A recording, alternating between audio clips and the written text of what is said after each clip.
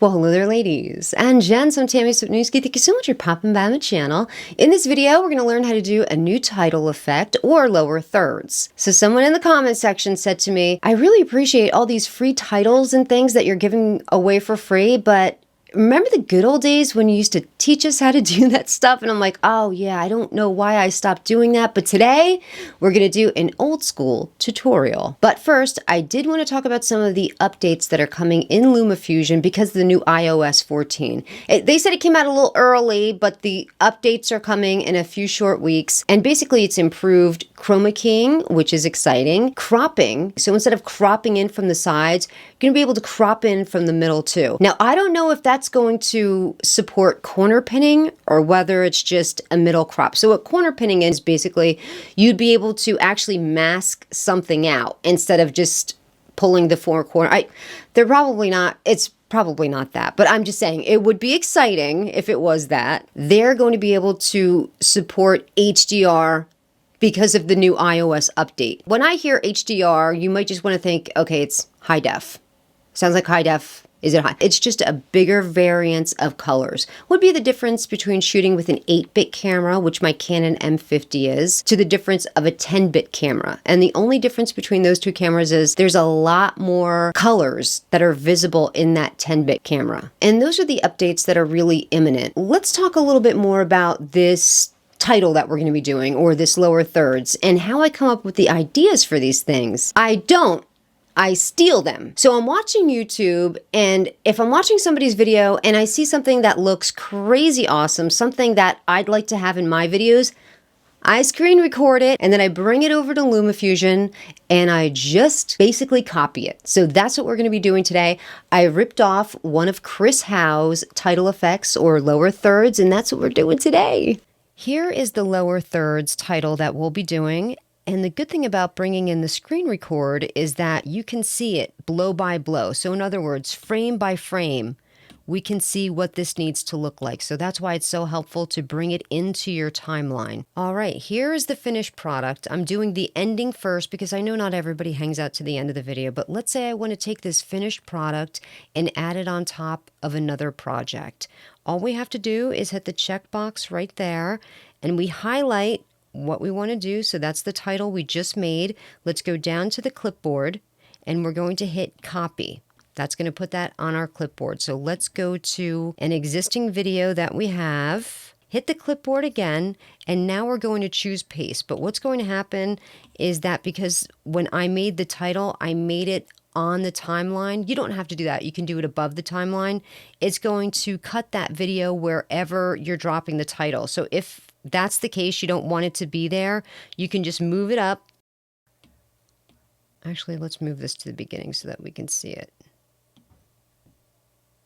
Now let's jump into the tutorial. So right off the bat, we can see that we need two boxes, one white, one black, with inverted text inside of them. So let's hit the plus sign, choose overlay title. I'm going to bring that on the main timeline, and I just want to stretch this out to about 6 seconds. I will hit the pencil so that we can edit it.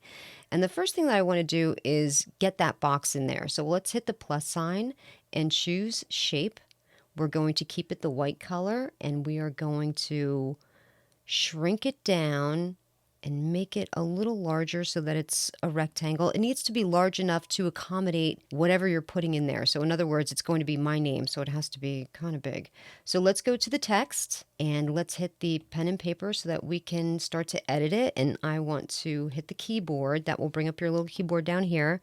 Double tap that to get on cap locks and just type in whatever it is that you want to type in. And I'm typing in my name. There we are, and then we'll hit done over here. Now that's going to make the screen gray. I don't know why. You just back out of it and go back to the pencil to get into edit to see what it looks like. Okay, so from here what we need to do is make your font black. So face color, we will change that to black. Okay, now I tap that again so that they're stacked like this. Now we need to move the shape on top of my name or your name so that we can see what we're working with. Highlight the name again, and now we're going to change the font to something that's thicker. I just want to font to pick out a much thicker font, but tried and true. I just love the Avenir. That's my go-to font. So I want to make this, there's quite a bit of white on either side of my name, like his. I want it to look exactly like his, so I think that looks good. So we're done with the first box. Let's hit the plus sign again, choose overlay title again, because now we want to work on that black box. So we'll just drag that one out, make sure that's highlighted, hit the pencil. Same thing here, let's go ahead and hit the plus sign, choose shape, and right off the bat, we're going to change the face color of this to black.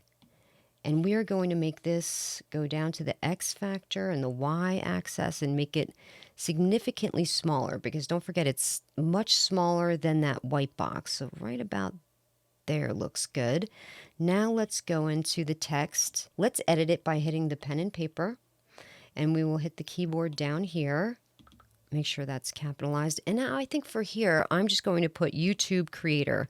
This way I'm not totally ripping off his creation. Okay, so I'll hit done again.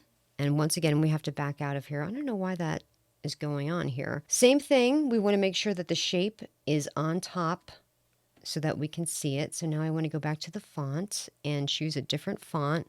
Same thing, I will be sticking with the Avenir, but I think this time I'll go with Black Oblique, just so that it has the italicized look. And now I want to bring the size of this down. Now his, let's take a look at his. See how there's not that much of black box around the font, unlike the white box. So we just want to do the same thing there. So we'll go ahead and edit that. And we need to make that black box a little smaller on the X axis, a little smaller on the Y axis. And we want to make sure that it's, of course, centered. So we'll have to go back to the font and just move it that way. That looks good. Okay, so let's have a look at this frame by frame. So one frame, the white box goes on there very small. And look how it's off axis. So we'll have to tilt that a few degrees. Then it's big. And then it's a little smaller, and then that black one is going to pop in. Okay, so let's just go ahead and work with the white box from here. So let's go to the pencil. Make sure we're all the way at the very beginning. Let's go to frame and fit. And right off the bat, we know we're going to tilt this -6 degrees so that it has that slant, and we're going to pull it off frame. Okay, and drop our first keyframe so that that locks that off frame. Let's advance a frame, and now what we want to do is bring that onto the screen. Make it a little smaller the way that his looked, like right about there. And then advance another frame, and then it was immediately super big. I can move it this way too, because his took up a good portion of the screen. Maybe about 306, that looks good.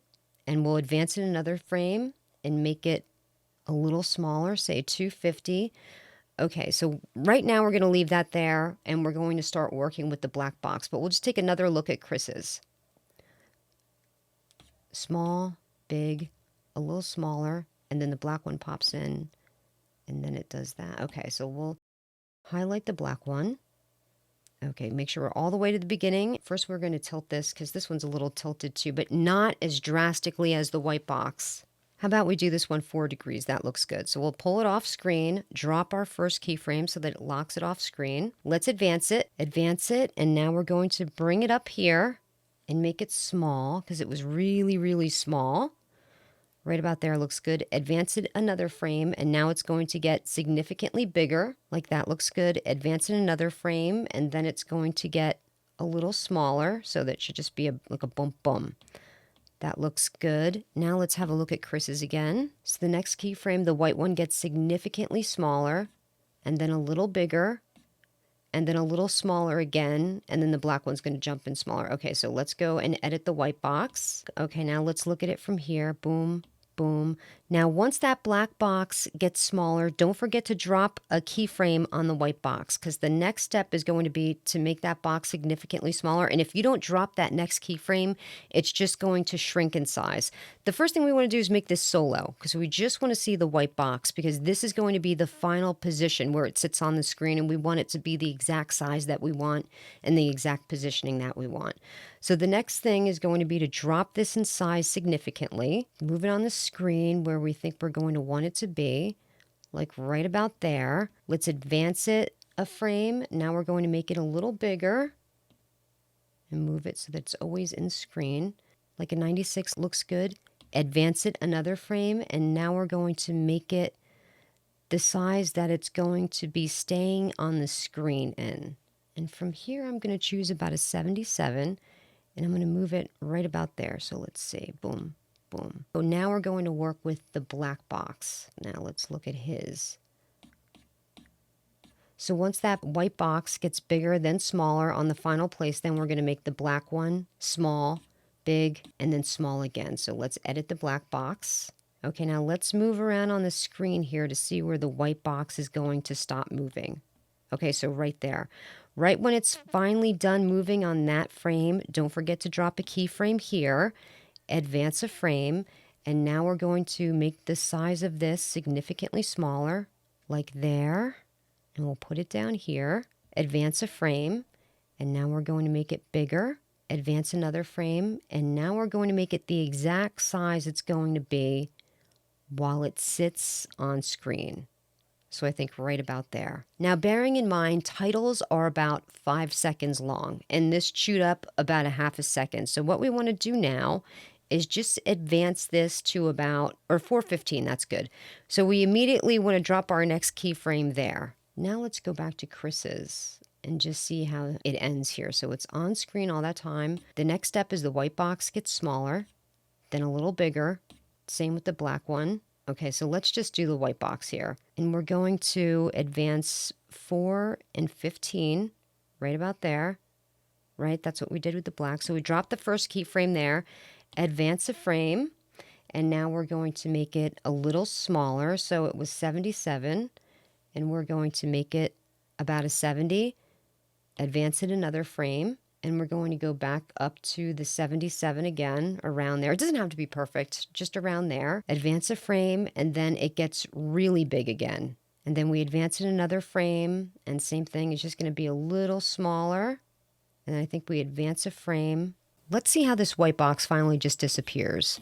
So it's going to get smaller, a little bigger, really big, then smaller again. It's going to stay in that position, smaller again, and then gone. So let's do the finishing touch there. Let's go all the way to the end. It's going to stay stationary there because that black box is going to do something. Advance another frame, and now we're just going to make this a little smaller. It was at a 273, and we're going to pull it down to about a 220 like that. Advance it another frame, and now we're just going to completely pull it off screen. Now let's go ahead and edit the black box. So let's do the edit here. Okay, so right there. Let's see where the white one gets really big right there. So the frame before that is where it needs to be smaller. So we need to go back a frame, hit the keyframe again so that it's locked in size there, advance it a frame, and now we're just going to make that smaller, like that big. That looks good. Advance a frame here, and that's going to stay right there. So we'll just add a keyframe, advance it, drop a keyframe, and now what we want to do is make that bigger. I'll pull this down a little bit just so that's covering the edge of the screen. Advance it a frame, advance it a frame, and now this one's going to get a little smaller. Advance it another frame. That's going to stay there. And then this one, it's always, oh, wait a second.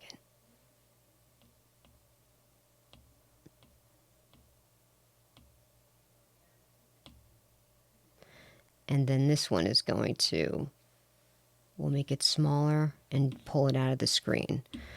Okay, that was a complete pain in the butt.